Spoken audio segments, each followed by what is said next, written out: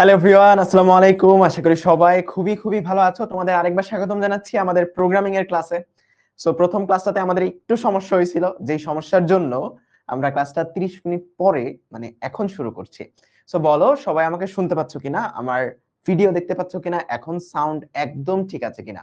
যারা ওয়েবে জয়েন করছো, যারা ফেসবুকে জয়েন করছো, আমাকে দুই পক্ষই জানাও যে সবকিছু এখন একদম ক্রিস্টাল ক্লিয়ার আছে কিনা।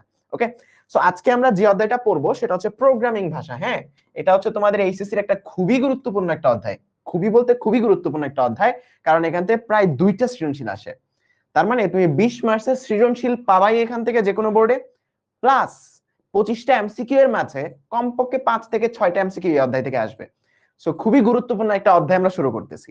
ওকে, সো এই অধ্যায়টা আসলে খুবই মজার, আমার আসলে পার্সোনালি খুবই ভালো লাগে এই অধ্যায়টা। কারণটা যেটা হচ্ছে, কারণটা হচ্ছে এই অধ্যায়টা আমি তোমাদের এমন ভাবে পড়াবো যে প্রত্যেকটা জিনিস তুমি ফিল করতে পারবা, প্রত্যেকটা জিনিস তোমার কাছে মনে হবে পরীক্ষা হলে তোমার কানে বাজতেছে। সো এমন ভাবেই আমরা পড়বো, তোমার পরীক্ষা হলে তোমার কাছে মনে হবে যে তোমার কানে প্রত্যেকটা ডেফিনেশন, প্রত্যেকটা ক খ তোমার কানের মধ্যে বাজবে। কোনো কিছুই মুখস্থ করতে হবে না এই অধ্যায়ে, সবকিছু বুঝে বুঝে করতে পারবা। তাহলে চলো অধ্যায়টা শুরু করি। সবাই রেডি কিনা আমাকে বলো। ওকে স্যার, নোট করবো? হ্যাঁ, আমার সাথে সাথে নোট করতে পারবো, ক্লাসের শেষেও নোট করতে পারো, আর এই স্লাইড তোমাদের দিয়ে দিব। সো বলো সবাই রেডি কিনা অধ্যায়টা শুরু করার জন্য। তোমাদের ডিকোডার ব্যাচে আজকে প্রথম ক্লাস তোমাদের সাথে আমার। দেখবা যে খুবই সুন্দর করে আমরা অধ্যায় 5টা শুরু করতেছি, খুবই সুন্দর করে পুরো জিনিসপত্রগুলো পড়বো, প্রত্যেকটা জিনিস মনের মধ্যে গেঁথে যাবে ইনশাআল্লাহ। আজকের ক্লাসে তোমরা আইসিটি কিভাবে পড়তে হয় এই জিনিসটা ফিল করতে পারবা পুরা, বুঝছো? ওকে, তাহলে রেডি, আমরা শুরু করি। সো আমরা প্রথমে যে জিনিসটা নিয়ে আলোচনা করব সেটা হচ্ছে একটা প্রোগ্রাম কি, প্রোগ্রামিং ভাষা কি, এই জিনিসটা নিয়ে আলোচনা করব। সো তোমরা অলরেডি অধ্যায় 3 পড়ে ফেলছো। সো তোমরা জানো যে কম্পিউটার আসলে কি বুঝে বলতো? কম্পিউটার শুধু 0 আর 1 বোঝে।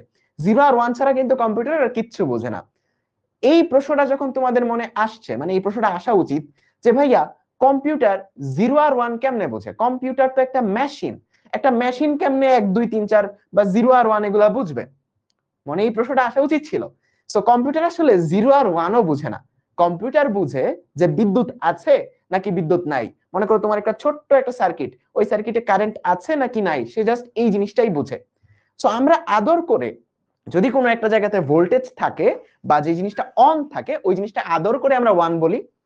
আর যদি কোনো জায়গাতে ভোল্টেজ না থাকে বা কারেন্ট না থাকে বা অফ থাকে, ওই জিনিসটাকে আমরা আদর করে 0 বলি। তার মানে কম্পিউটার 0 আর 1ও বুঝে না। কম্পিউটার মূলত যে জিনিসটা বুঝে সেটা হচ্ছে বিদ্যুৎ আছে নাকি বিদ্যুৎ নাই। ওকে, ঠিক আছে। তাইলে এখন প্রোগ্রামিং জিনিসটা আসলে কি, এই জিনিসটা তোমার এখন বুঝতে হবে যে প্রোগ্রামিং জিনিসটা কি। দেখো, আমরা বাস্তব জীবনের অনেকগুলা কাজ এখন কিন্তু কম্পিউটার দিয়ে করি। তোমাকে যদি আমি বলি ছোটবেলায়, তোমাদের একটা জিনিস মনে আছে কিনা আমাকে বলো। ছোটবেলায় তোমরা একটা জিনিস করতা, তোমাদের ক্লাস 3 4-এ তোমাদেরকে একটা জিনিস দিত, যে 5টা সংখ্যা দিত, বলতো ছোট থেকে বড়তে সাজাও, মনে আছে? একটা নস্টালজিক ভাইব তোমার মধ্যে চলে আসবে এখন। ছোটবেলায় এই কথাটা বলতো যে 5টা সংখ্যা ছোট থেকে বড়তে সাজাও বা বড় থেকে ছোটতে সাজাও, মনে আছে? এই জিনিসগুলো তোমরা করতা। এখন তোমার কাছে আমার প্রশ্ন, যদি তোমাকে আমি 50,000টা সংখ্যা দিই এবং বলি যে ছোট থেকে বড়তে সাজাও, বলো এটা মানুষের পক্ষে সম্ভব? Yes or no? চেষ্টা করবা আমার ক্লাসগুলোতে আমার সাথে কমিউনিকেট করতে, আমার সাথে কথা বলতে। তাহলে তোমার কাছে মনে হবে যে তোমার বাসায় এসে পড়াচ্ছি আমি, তোমার কাছে মনে হবে যে ভাইয়া তোমার সামনে দাঁড়ায় আছি। ঠিক আছে? সো একদম খুবই মজা লাগবে ক্লাসটা তখন। সম্ভব না সেটা, তাই না? তার মানে 50,000 জন বা 50,000টা নাম্বার তোমাকে যদি বলি যে ছোট থেকে বড়তে সাজাও, এটা কখনোই মানুষের পক্ষে সম্ভব না, কিন্তু এটা মেশিন বা কম্পিউটারের পক্ষে সম্ভব। তার মানে আমরা এখন বর্তমান যুগে মানুষের কাজ যন্ত্র দিয়ে করাই বা কম্পিউটার দিয়ে করাই, তাই না? মানুষের কাজ আমরা এখন কম্পিউটার দিয়ে করাই, রাইট? তাইলে প্রোগ্রাম বলতে কি বোঝায়? একটু কানের মধ্যে শুনো, চোখটা অফ করে, যে আমরা যখন আমাদের কোনো কাজ কোনো একটা যন্ত্র দিয়ে করাতে চাই, তখন তাকে যে ধাপে ধাপে নির্দেশগুলো আমাদের দিতে হয়, ওই নির্দেশগুলোর সমষ্টিকে বলা হয় প্রোগ্রাম। তার মানে কম্পিউটার কি শুধু তোমার বললেই কাজ করে দিবে? না, তাকে নির্দেশ দিতে হবে। তার মানে আমরা যে ধাপে ধাপে যে নির্দেশগুলা দেই, ধরো 3টা সংখ্যা যোগ করার জন্য তুমি একটা নির্দেশ দিবা, তাহলে নির্দেশটা কিভাবে দিবা? তুমি এইভাবে দিবা যে 3টি সংখ্যা নাও, 3টি সংখ্যা নাও, তারপর কি বলবা? 3টা সংখ্যা যোগ করো, 3টা সংখ্যা যোগ করো। তারপর তুমি কি বলবা? যে ফলাফলটা আমাকে দাও, ফলাফলটা আমাকে দাও। তার মানে তুমি ধাপে ধাপে একটা নির্দেশ তোমাকে দিতে হবে। তোমাকে ধাপে ধাপে একটা নির্দেশ তোমাকে এই জায়গাতে দিতে হবে যদি তুমি কম্পিউটারকে দিয়ে কোনো একটা কাজ করাতে চাও।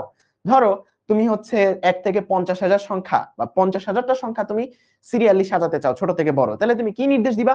তুমি নির্দেশ দিবা এইভাবে যে সংখ্যাগুলোর থেকে সবচেয়ে ছোট যেটা ওটা সবার প্রথমে দাও, তার থেকে একটু বড় যেটা ওটা এর পরে আয়না রাখো, তার থেকে একটু বড় যেটা ওটা এর পরে আয়না রাখো। তার মানে তোমাকে ধাপে ধাপে নির্দেশ দিতে হয়। তাইলে গড়ে কি দাঁড়াইলো? কম্পিউটারকে দিয়ে কোনো একটা কাজ যখন আমরা করাতে চাই, কম্পিউটারকে দিয়ে যখন কোনো একটা কাজ আমরা করাতে চাই, ওই কাজটা করানোর জন্য যে ধাপে ধাপে নির্দেশগুলো দিতে হয়, ওই নির্দেশের সমষ্টিগুলো হয় প্রোগ্রাম।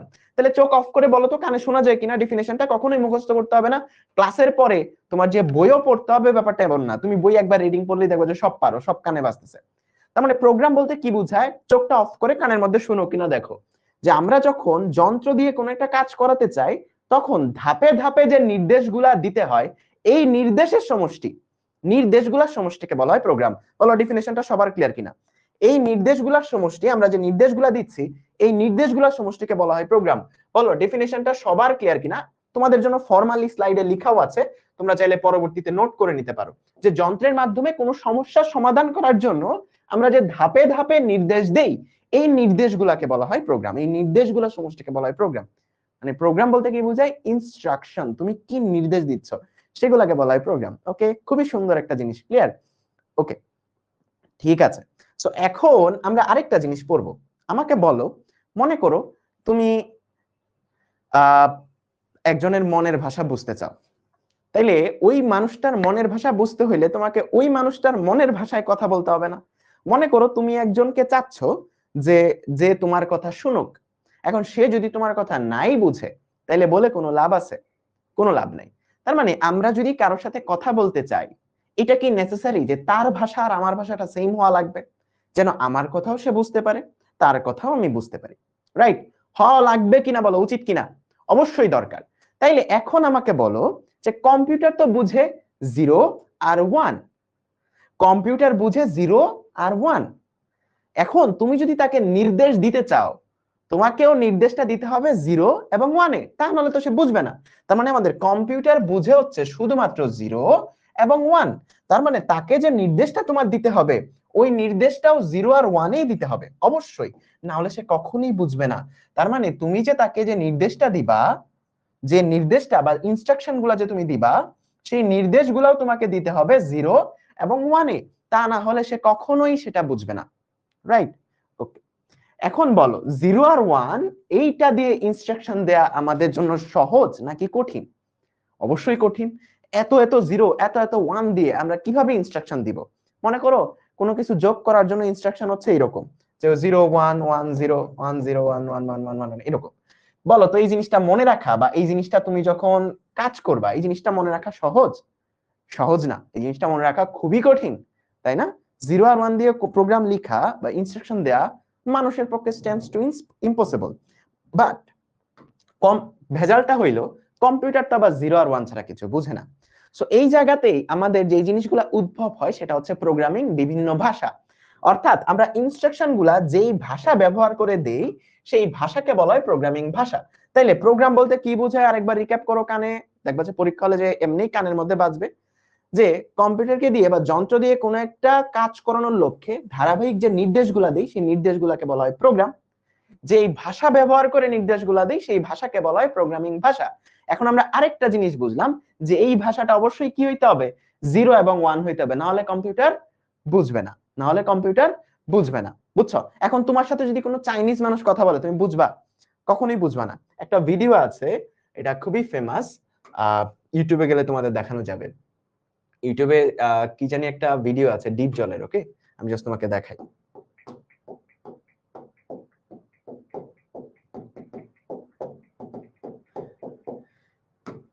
এই জিনিসটা দেখো। সো একটা জায়গাতে তোমার হচ্ছে, ওয়েট আমি সাউন্ডটা বাড়াই, আচ্ছা এটা সাউন্ড শোনা যাচ্ছে না। আচ্ছা, সো এই জায়গাতে যে জিনিসটা হয় সে হচ্ছে একটা চাইনিজ মানুষের সাথে মিটিং করে। সো চাইনিজ মানুষটা বলে চুং ছাং ফুং।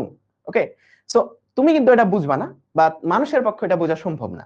তাহলে এখন গড়ে যে কথা কি দাঁড়াইলো যে কম্পিউটারকে দিয়ে কোনো একটা কাজ করাতে হইলে আমাদের 0 আর 1 দিয়ে ইনস্ট্রাকশন দিতে হবে।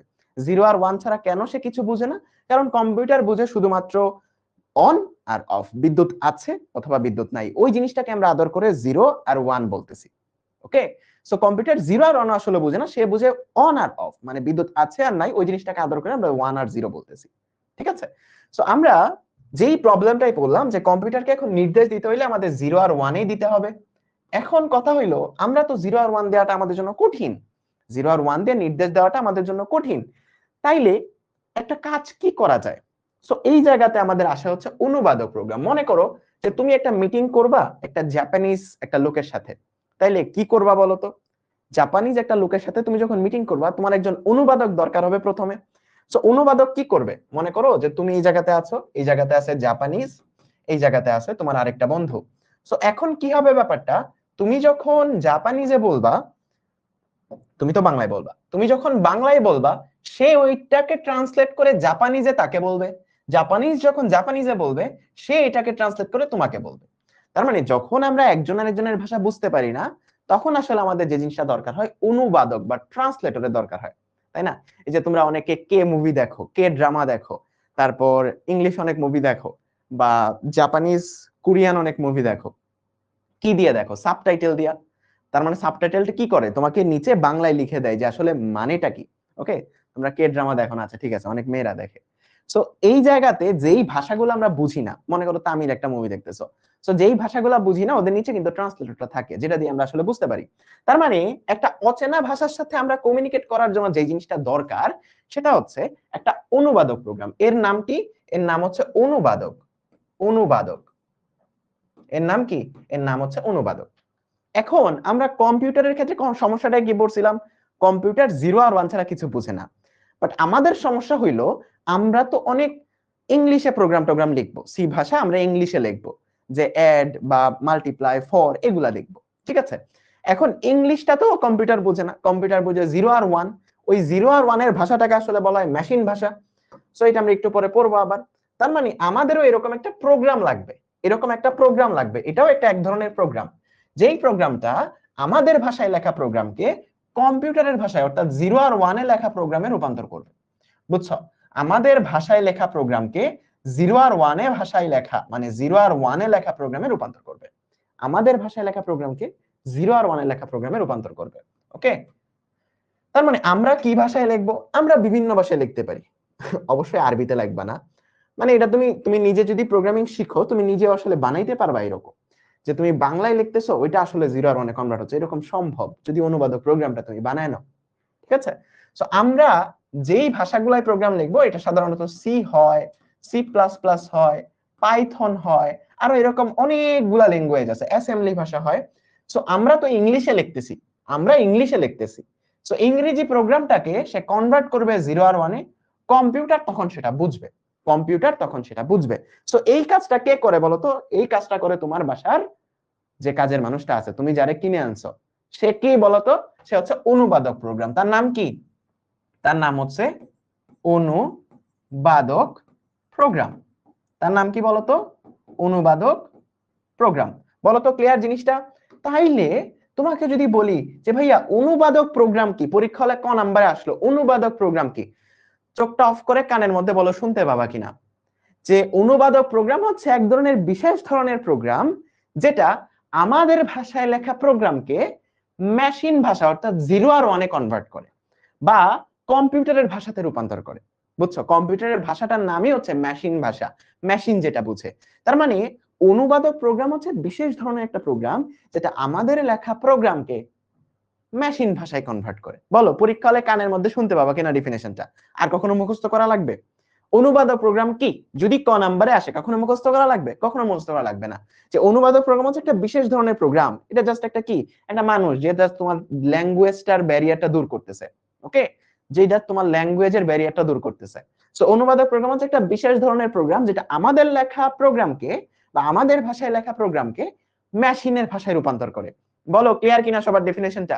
সবার কানে বাজবে কিনা আমাকে বলো, এভরিওয়ান, সবার কানে বাজবে? ওকে, প্রশান্ত পাল, তারপর আনিশা, সঞ্জয়, তামিদ, ওকে ডান, সবাই ভেরি জোস, তোমরা সবাই জোস, নাইস। ঠিক আছে, তার মানে অনুবাদক প্রোগ্রাম হচ্ছে একটা বিশেষ ধরনের প্রোগ্রাম। ডেফিনেশনটা কি ছিল? অনুবাদক প্রোগ্রাম হচ্ছে একটা বিশেষ ধরনের প্রোগ্রাম যেটা আমাদের ভাষায় লেখা প্রোগ্রামকে মেশিন ভাষায় কনভার্ট করে। তুমি যখন নোট করবা ডেফিনেশনটা লিখবা, বা একটু পরে ডেফিনেশনটা আমি লিখেও দিব, ডেফিনেশনটা আসলে লিখেও দিব, কোনো সমস্যা নেই, লেখাও আছে, স্লাইডে লেখা আছে। এখন দুইটা নাম মনে রাখতে হবে। নামগুলো হচ্ছে, একটা হচ্ছে সোর্স কোড আর একটা হচ্ছে অবজেক্ট কোড। একটা হচ্ছে সোর্স কোড আর একটা হচ্ছে অবজেক্ট কোড। সোর্সের বাংলা কি? সোর্সের বাংলা হচ্ছে উৎস। তাইলে আমাদের অনুবাদক প্রোগ্রাম কি করে? সে আমাদের ভাষায় লেখা প্রোগ্রামকে মেশিনের ভাষা অর্থাৎ 0 আর 1 এ কনভার্ট করে, মেশিনের ভাষা বা 0 আর 1 এ কনভার্ট করে। এখন দুইটা নাম আছে, আমাদের এই দুইটা নাম একটু বুঝতে হবে। দেখো ব্যাপারটা সিম্পল, আগের মতোই। আমাদের মধ্যে একজন কি আছে? মধ্যে আছে একজন অনুবাদক প্রোগ্রাম। অনুবাদক প্রোগ্রাম, অনুবাদক প্রোগ্রাম, তার ডেফিনেশন আমরা জানি, তার ডেফিনেশন আমরা জানি। সো অনুবাদক প্রোগ্রামের কাজটা কি? আমাদের ভাষায় লেখা প্রোগ্রাম অর্থাৎ ইংলিশে লেখা যে প্রোগ্রামগুলো আছে বা আমরা যে ভাষায় প্রোগ্রামগুলো লিখি, এই প্রোগ্রামগুলোকে সে কনভার্ট করবে হচ্ছে, সে কনভার্ট করবে হচ্ছে 0 এবং 1 অর্থাৎ মেশিন ভাষায় রূপান্তর করবে। কিসে? মেশিন ভাষায় রূপান্তর করবে। ওকে, ক্লিয়ার? অনুবাদক প্রোগ্রামের কাজ হচ্ছে এটা, যে আমাদের ভাষা প্রোগ্রামটাকে সে কিসে কনভার্ট করছে? মেশিন ভাষায় কনভার্ট করছে। কিসে কনভার্ট করছে? মেশিন ভাষায় কনভার্ট করছে। এখন এই জায়গাতে দুইটা নাম মনে রাখতে হবে। নামগুলো হচ্ছে সোর্স কোড এবং অবজেক্ট কোড। অর্থাৎ আমরা যে কোডগুলা লিখি এগুলো তো উৎস, আমাদের লেখার উৎসই হচ্ছে এটা, মানে আমাদের প্রোগ্রামের উৎসটাই হচ্ছে এটা। সো এই উৎস যে কোডটা যেটা আমরা লিখতেছি এটার নাম হচ্ছে সোর্স কোড। এটার নাম কি? Source code. নামটা কি বলতো? Source code. আর এই অনুবাদক প্রোগ্রাম এই সোর্স কোডটাকে 0 আর 1 এ রূপান্তর করে। সো 0 আর 1 এ রূপান্তর হয়ে গেলে ওই জিনিসটার আরেকটা নাম দেয়া যায়, এটা হচ্ছে অবজেক্ট কোড। নামটা কি? Object code. Object code. তার মানে দুইটা জাস্ট নাম দিচ্ছি। একটা হচ্ছে অনুবাদকের আগে, অনুবাদ হওয়ার আগে, মনে করো চাইনিজ ভাষা, আর একটা হচ্ছে বাংলা ভাষা। সো আমরা অনুবাদের আগে যেই লেখাটা আমরা লিখতেছি এটার নাম হচ্ছে সোর্স কোড। অনুবাদকের পরে, মানে সে অনুবাদ করে যে 0 আর 1 এ রূপান্তর করে ফেলছে, ওইটুকু হইলে ওই কোডটাকে বলি আমরা অবজেক্ট কোড। ঠিক আছে? ঠিক আছে, তাইলে এখান থেকে কিন্তু একটা এমসিকিউ আসে, বোর্ডে একটা এমসিকিউ আসছে এখান থেকে। ওকে, সো আমাকে বলো তাইলে অনুবাদক প্রোগ্রামের ডেফিনেশনটা আমরা আরেকটু এখন সুন্দর করে দিতে পারবো। আগে তো একটা বেসিক ডেফিনেশন পড়ছি, এখন একটু সুন্দর করে দিতে পারবো যে অনুবাদক প্রোগ্রাম কাকে বলে।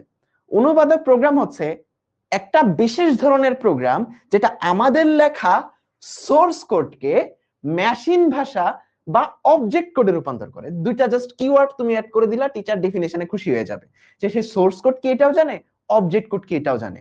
তার মানে অনুবাদক প্রোগ্রামের ডেফিনেশনটা বলো, চোখ অফ করলে এখন কানের মধ্যে শুনতে পাও কিনা? যে অনুবাদক প্রোগ্রাম হচ্ছে একটা বিশেষ ধরনের প্রোগ্রাম যেটা আমাদের লেখা প্রোগ্রাম অথবা সোর্স কোডকে মেশিন ভাষার প্রোগ্রাম বা অবজেক্ট কোডে রূপান্তর করে। বলো ক্লিয়ার কিনা? পানির মতো ক্লিয়ার কিনা বলো? সবার কানে বাজবে পরীক্ষা হলে, সবার কানে বাজবে, সবার কানে বাজতে হবে। এটা কিন্তু মুখস্থ করার জিনিস না, আমি তোমাদেরকে কিছুই মুখস্থ করতে বলবো না, কিছুই পড়তে হবে না, কিছুই পড়তে হবে না, জাস্ট ক্লাসগুলো মনোযোগ দিয়ে করবা, যা প্র্যাকটিস করতে বলি প্র্যাকটিস করবা, তাইলেই হবে। কানে বাজতে হবে পরীক্ষা হলে, মুখস্থ করা যাবে না। তার মানে অনুবাদক প্রোগ্রাম হচ্ছে একটা বিশেষ ধরনের প্রোগ্রাম যেটা আমাদের লেখা সোর্স কোডকে মেশিন ভাষা বা অবজেক্ট কোডে রূপান্তর করে। ওকে, নাইস। এখন এই অনুবাদক প্রোগ্রামের কিছু প্রকারভেদ আছে। দেখো এই জায়গায় লেখা আছে যে যে প্রোগ্রাম অন্য সব ভাষায় লেখা সোর্স কোডকে মেশিন ভাষা বা অবজেক্ট কোডে রূপান্তর করে তাকে বলা হয় অনুবাদক প্রোগ্রাম। আমরা যেটা মুখে মুখে কানের মধ্যে বাজতেছে ওটা আজ স্লাইডে লিখে দিছি ভাই, এগুলা ভুং ভাং, এগুলা তোমাদের নোটেও থাকবে, তোমরা পরবর্তীতে রিভিশন দেওয়ার জন্য। সো নোটে সুন্দর করে এরকম ডেফিনিশনটা লিখবা। এখন এই অনুবাদক প্রোগ্রামের কিছু টাইপ আছে। ওকে, কিছু টাইপ আছে। টাইপটা হইলো 3 প্রকার। কত প্রকার অনুবাদক প্রোগ্রাম? 3 প্রকার। একটা হচ্ছে, একটার নাম হচ্ছে অ্যাসেম্বলার। প্রত্যেকটা ডিটেইলসে পড়বো, কোনো প্যারা নাই, কানের মধ্যে বাজবে, তোমার মুখস্থ করতে হবে না। কোনো কিছু মুখস্থকে না বলো, ঠিক আছে? মুখস্থকে না বলো, কোনো কিছু মুখস্থ করতে হবে না। একটা হচ্ছে অ্যাসেম্বলার, একটা হচ্ছে কম্পাইলার, আর একটা হচ্ছে ইন্টারপ্রেটার। ওকে, তিনজন কিন্তু একই মায়ের পেটের ভাই। তার মানে তিনজনের ডেফিনিশন কিন্তু একই, যে আমাদের লেখা সোর্স কোডকে মেশিন ভাষায় প্রোগ্রাম মানে অবজেক্ট কোডে রূপান্তর করবে। তিনজন সিমিলার, তিনজনের কাজ একদম সিমিলার। প্রত্যেকটা ডেফিনিশনে দেখো, কম্পাইলার হলো একটা বিশেষ ধরনের অনুবাদক প্রোগ্রাম যেটা হাই লেভেলের ভাষার লিখিত প্রোগ্রামকে মেশিন ভাষা বা অবজেক্ট কোডে রূপান্তর করে, অর্থাৎ আমাদের লেখা প্রোগ্রামকে মেশিন ভাষায় কনভার্ট করে। ওকে ভাই, এগুলা কি নোট করবো না? ক্লাসের শেষে তুমি নোট করো, ক্লাসের শেষে সুন্দর করে নোট করো। যখন এই স্লাইডটাও তোমাকে দিয়ে দিব তখন স্লাইডটা দেখে দেখে তুমি নোটটা করে নিও। ওকে, এখন জাস্ট ক্লাসটা মনোযোগ দিয়ে শোনো, দেখবা যে ডেফিনেশন গুলো ক্লাসে মুখস্থ হয়ে যাচ্ছে, তুমি নোটে ফোকাস করো না এখন। আচ্ছা, তাইলে তিনটা টাইপ কি, অ্যাসেম্বলার, কম্পাইলার এবং ইন্টারপ্রেটার। এখান থেকে বোর্ডে খ নাম্বার আসবেই।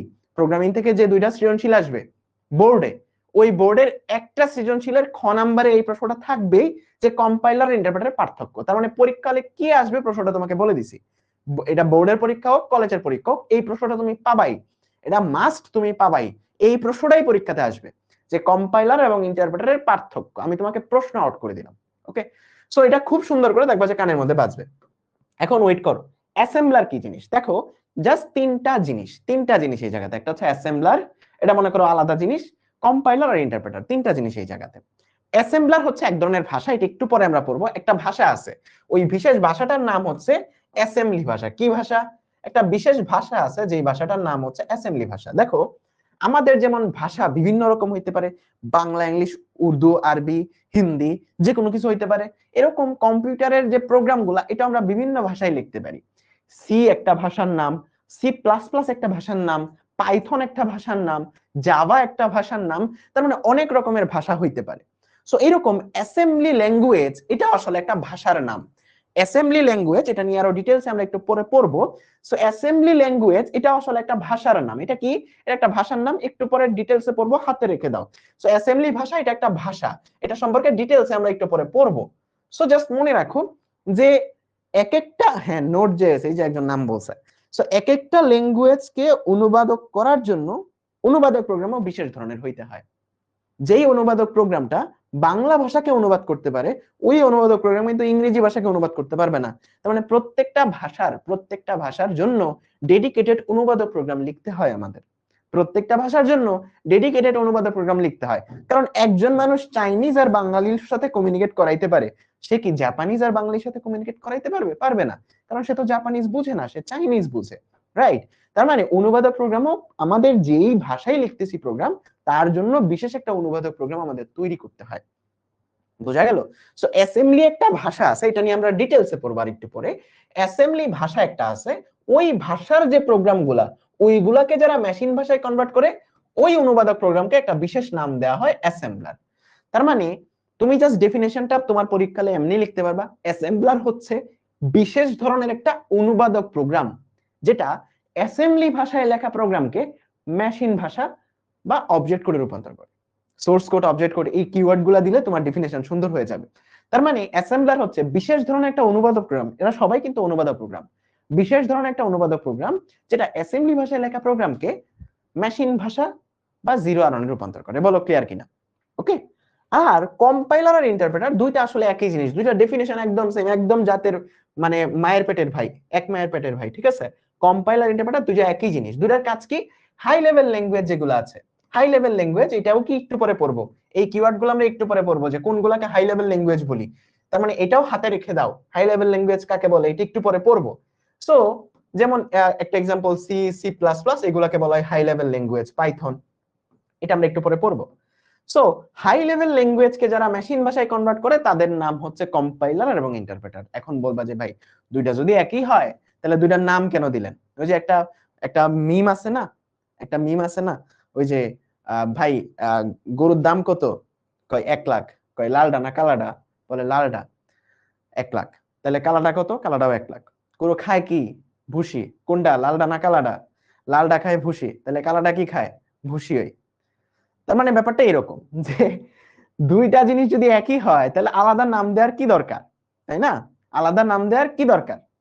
সো নাম দেওয়ার এই জন্য দরকার যে কম্পাইলার কি করে, কম্পাইলার হচ্ছে পুরোটা একসাথে খায়, অর্থাৎ পুরো যে লেখাটা আছে পুরো প্রোগ্রামটাকে একসাথে অনুবাদ করে, একসাথে অনুবাদ করে। ঠিক আছে? আর interpreter line by line, line by line, line by line. দেখো কিওয়ার্ডটা লাইন বাই লাইন, এই যে এই দুইটা কিওয়ার্ড মনে রাখলেই দুইটা ডেফিনিশন ক্লিয়ার। কম্পাইলার পুরোটা সম্পূর্ণ প্রোগ্রামটাকে একসাথে অনুবাদ করে, আর ইন্টারপ্রেটার লাইন বাই লাইন অনুবাদ করে। ওকে, ক্লিয়ার? তোমার তিনটা ডেফিনিশন তোমার পরীক্ষা হলে নিজে থেকে লিখতে পারবা। অ্যাসেম্বলার হচ্ছে বিশেষ ধরনের একটা অনুবাদক প্রোগ্রাম, যেটা অ্যাসেম্বলি ভাষায় লেখা প্রোগ্রামকে বা সোর্স কোডকে মেশিন ভাষায় লেখা প্রোগ্রাম বা অবজেক্ট কোডে রূপান্তর করে। That's it. আর কম্পাইলার হচ্ছে একটা বিশেষ ধরনের অনুবাদক প্রোগ্রাম, যেটা হাই লেভেল ভাষার প্রোগ্রামকে মেশিন ভাষায় রূপান্তর করে, বাট পুরো প্রোগ্রামটা, সম্পূর্ণ প্রোগ্রাম একসাথে সে অনুবাদ করে। আর ইন্টারপ্রেটার লাইন বাই লাইন। বলো তিনটা ডেফিনেশন একদম পানির মতো ক্লিয়ার কিনা, একদম পরীক্ষা হলে কানে বাজবে কিনা, মানে কোনো কিছু মুখস্থ করতে হবে কিনা? আই গেস মুখস্থ করতে হবে না, তাই না? কোনো কিছু মুখস্থ করতে হবে? মুখস্থ করতে হবে না। ওকে, ঠিক আছে, ডান ডান ডান। এখন যে জিনিসটা আমরা পড়বো সেটা হচ্ছে কম্পাইলার এবং ইন্টারপ্রেটারের পার্থক্য। এই পার্থক্যটা পরীক্ষা হলে যাই দেখবা আসছে। মানে তোমাকে আমি বললাম যে প্রোগ্রামিং অধ্যায়ের যেই পরীক্ষায় তুমি দাও না কেন, বোর্ডের হোক কলেজের হোক, তুমি 2 মার্কস এখান থেকে পাবাই। ওকে, 2 মার্কস এখান থেকে পাবাই যে কম্পাইলার ইন্টারপ্রেটারের পার্থক্য, বা অমুক থেকে অমুক ভালো, এই জিনিসটা যাচাই করো। এখন জীবন ভরা তোমরা পার্থক্য কেমনে লেখছো বলো তো? জীবন ভরা তোমাকে যদি খ নাম্বারের প্রশ্ন দেয় যে অপরিচিতার মামা আর অমুক তাদের পার্থক্য লেখো, তুমি জীবন ভরা মুখস্থ করে লেখছো। তো আজকে এমন ভাবে তোমাদের এই পার্থক্যটা পড়াবো, জীবনেও মুখস্থ করতে হবে না পার্থক্য লিখে, মানে আইসিটিতে কিছুই মুখস্থ করতে হয় না। ওকে, কখনোই মুখস্থ করতে হয় না। আচ্ছা তুমি তো ছক করেই লিখবা, বাট কখনোই মুখস্থ করতে হবে না। ওকে, সো এটার জন্য আমাদের দুইজন সাবজেক্ট লাগবে। তোমাদের মধ্যে থেকে আমি দুইজন মানুষকে নিব, একজন ছেলে একজন মেয়ে। ওকে, কার নাম নিব আমাকে বলো তো? মুখস্থ করতে হবে না, একদম মুখস্থ করতে হবে না। ওকে, একজন নিচ্ছি হলো জিম, আরেকজন নিচ্ছি হলো কে বলতো? আরেকজন কাকে নিব? আরেকজন নিচ্ছি হলো একজন মেয়ে নিব, জয়া। ঠিক আছে, সো একজন হচ্ছে জিম আর একজন হচ্ছে জলা, মানে ওদের নাম নিচ্ছি মানে যে ওদের ওদের ভালো বলবো এমন না, ওদের দুইজনকেই পচাবো। সো একজন হচ্ছে জিম, এটাকে কম্পাইলার হচ্ছে জিম। জাস্ট পরীক্ষা হলে এক্সাম্পলটা মনে রাখবা, দেখবা যে এমনি তুমি পার্থক্য লিখতে পারবা। আর ইন্টারপ্রেটার কি? ইন্টারপ্রেটার হচ্ছে জয়া, যে দিয়া মনে হয় ছিল নামটা। ওকে, স্মার্ট বোর্ডটা একটু ডিস্টার্ব করে, এটা আমারটা না। আমি তোমাদের ক্লাস নেওয়ার জন্য আমার বাসা থেকে নিয়ে নেই, বাসার ছাদের উপর কি জানি বাইরেইতেছিল, তখন আসলে আরেকটা স্টুডিও থেকে এখন এসে নিচ্ছি। ওকে, সো দুইজনকে একটা জিনিস পচাবো, একটু সুন্দর করে পচাবো। সো দুইজন মনে করো গেল কাতারে, বুঝছো? যে একটা গান আছে না, সবাই যে বাংলাদেশে আমি যে কাতারে, এরকম। সো দুইজন গেল কাতারে। কাতারে গেল কেন? চাকরি খোঁজার জন্য। সো দুইজন পাইলো রেস্টুরেন্টে চাকরি, অর্থাৎ কি রেস্টুরেন্টে খাবার ডেলিভার করবে। সো দুইজনই পাইলো খাবার ডেলিভার করার চাকরি। ওকে, দুইজন খাবার ডেলিভার করার চাকরি পাইলো। ওকে, এখন জিম হচ্ছে আয়েশা। ওকে, জিম কি? জিম হচ্ছে একজন অলস মানুষ। জিম হচ্ছে একজন অলস মানুষ, আয়েশা মানুষ। ওকে, জিম কি? অলস মানুষ, আয়েশা মানুষ। আর এই যে জয়া আছে, মেয়েরা তো একটু কাজ টাজ করতে পারে, সো জয়া হচ্ছে অলস না, সে হচ্ছে কি বলতো, হার্ড ওয়ার্ক করতে পারে। ওকে, এখন বলো, মনে করো তোমাকে তোমার আম্মু বললো যে ওই ঘর থেকে একটা বালিশ আন, একটা ল্যাপটপ আন, একটা মোবাইল আন, তারপর একটা চার্জার আন, ওই ঘর থেকে এই জিনিসগুলো নিয়ে আয়। তুমি যদি অলস হও তুমি কি করবা? তুমি বালিশ নিবা এখানে, ল্যাপটপ নিবা এখানে, মোবাইল নিবা মুখে করে ধরবা, আর চার্জার নিবা গলায়, তাই না? চারটা একসাথে নিয়ে আসবা। যারা অলস তারা কি করবে? চারটা একসাথে নিয়ে আসবে। আর যারা অলস না তারা কি করবে বলতো? তারা 1 বাই 1 নিয়ে আসবে। তারা 1 বাই 1 নিয়ে আসবে। ঠিক আছে, আচ্ছা, তারা 1 বাই 1 নিয়ে আসবে। ওকে, তারা 1 বাই 1 নিয়ে আসবে। ঠিক আছে, সো যারা অলস তারা একসাথে নিয়ে আসবে। এখন তারা তো রেস্টুরেন্টে চাকরি করতেছে, এখন তারা তো অর্ডার নিতে হবে তাদের। সো রেস্টুরেন্টে মানুষ আসলো খাইতে, সো তারা অর্ডার দিচ্ছে যে আমার জন্য একটা পিৎজা আনবা, একটা বার্গার আনবা, একটা স্যান্ডউইচ আনবা, একটা বিরিয়ানি আনবা, ঠিক আছে, আর অনেক কিছু আনবা। তার মানে অনেকগুলা খাবার অর্ডার দিল, অনেকগুলা খাবার অর্ডার দিল যে একটা পিৎজা আনো, একটা পিৎজা আনো, একটা বার্গার আনো, তারপর একটা বিরিয়ানি আনো, আরো অনেকগুলা খাবার বললো। যারা দুপুরে খাও নাই তোমাদের তো ক্ষুধা লেগে যাবে। সো দুইজনকে সেম কথা বললো। জিম কেও বললো এই জিনিসগুলো আনো, তারপর জয়াকেও বললো এই জিনিসগুলো আনো। ওকে, জিম কেও বললো এই জিনিসগুলো আনো, জয়াকেও বললো এই জিনিসগুলো আনো। এখন জিম তো অলস, সে কি করবে বলতো? জাস্ট বুঝার চেষ্টা করো, মনোযোগ দিয়া, এক্সাম্পল থেকে সরে যাও না। জিম কি করবে? সে তো অলস, সবগুলো একসাথে নিয়ে আসবে। সবগুলো একসাথে নিয়ে আসবে, রাইট? সবগুলো একসাথে নিয়ে আসবে। যদি সবগুলো একসাথে নিয়ে আসে, তাইলে প্রথম পার্থক্যটা তোমার এই জায়গাতে, যে জিম কি করবে, কম্পাইলার কি করবে, একসাথে পুরোটাকে কম্পাইল করবে বা একসাথে নিয়ে আসবে। একসাথে নিয়ে আসবে, জাস্ট এই এক্সাম্পলটার সাথে মিলাও, একসাথে নিয়ে আসবে, একসাথে নিয়ে আসবে। এগুলা নোট করা লাগবে না, এগুলা কোনো বেসিক জিনিস, মানে এগুলা তোমাদের মনে রাখার জন্য। আর জয়া কি করবে, ইন্টারপ্রেটার কি করবে, একটা একটা করে নিয়ে আসবে। একটা বা একটা একটা লাইন বা এক লাইন এক লাইন করে একটা করে নিয়ে আসবে, একটা করে নিয়ে আসবে। ওকে, এখন আমাকে বলো তো কার সময় বেশি লাগবে পুরাটা খাবার আনতে, সবগুলা খাবার আনতে? কার সময় বেশি লাগবে আমাকে বলো। জিমের সময় বেশি লাগবে নাকি জয়ার? এই তো, very good very good, Jaya বলতেছে আমার। Very good. তার মানে জয়া একটা করে আনতেছে, তার মানে তার সময় বেশি লাগবে, তার সময় কম। তার মানে কম্পাইলার সবটা একসাথে, ভাই অলস মানুষ, সবটা একদম মাথায় করে নিয়ে আসতেছে, তার মানে তার সময় কম লাগবে, সময় কম লাগবে। আর জয়া যে একটা করে আনতেছে তার তো সময় বেশি লাগবে, বোঝা উচিত। তার মানে তার সময় বেশি লাগবে, সময় বেশি লাগবে পুরো খাবারটা আনতে বা পুরো প্রোগ্রামটাকে মেশিন ভাষায় কনভার্ট করতে। এখন আমাকে বলাও একটা জিনিস, যে কার মেমোরি বেশি খরচ হবে, আমাকে বলো তো কার মেমোরি বেশি খরচ হবে। দেখো, জিম পিজাও মনে রাখা লাগতেছে, pizza pizza, burger burger, biryani biryani, কখনো বাজার করতে তোমাকে পাঠাইছে? বাজার করতে পাঠালে কিন্তু সবাই রাস্তা দিয়ে এমনি জবে জবে যায়, যে কি কি আনবো কি কি আনবো, মনে আছে কিনা। তার মানে তার মেমোরি বেশি খরচ হবে, তার আসলে সবগুলা মনে রাখতে হবে। তার মানে তার মেমোরি বেশি খরচ হচ্ছে, মেমোরি বেশি খরচ হচ্ছে, মেমোরি বেশি খরচ হচ্ছে, মেমোরি বেশি খরচ হচ্ছে। আর জয়া তো একটা করে আনতেছে ভাই, ও পিজা আনলো, পরে বললো যে বার্গারও নিয়ে আসো, সে বার্গার আনতে যাবে, তারপর বললো যে ওইটা নিয়ে আসলো, বলবো বিরিয়ানি নিয়ে চলে আসো।